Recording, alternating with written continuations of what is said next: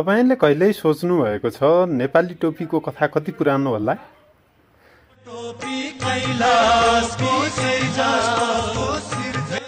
हामीले लगाउने यो साधारण देखिने टोपीको जरा हजारौं वर्ष पुरानो इतिहाससँग गाडिएको छ, जुन मैले भनिरहेको होइन।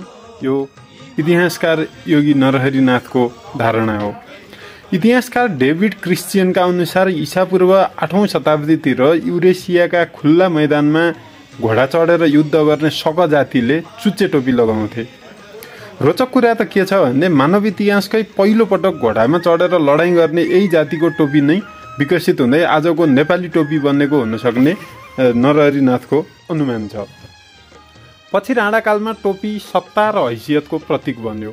फुर्गो भएको कारचोपी टोपी सुब्बा र ठुला अधिकारीले मात्र लगाउन पाउँथे। यो डिजाइन टर्कीबाट आएको थियो। अग्लो टोपी नेपालमा आइपुग्दा होचो बन्यो र फुर्काको साँटो डल्लो थपियो। ढाका टोपी भन्ने पछि मात्र काठमाडौँ भित्रिएको हो। श्री 3 जुद्ध शमशेरको पालामा पाल्पा र काठमाडौँ बीचको सांस्कृतिक भेटघाटले आजको चर्चित ढाका टोपीलाई राजधानीसम्म पुर्याएको। नेपाली टोपी फेसन मात्र होइन, हजारौं वर्षको कथा बोकेको पहिचान पनि हो।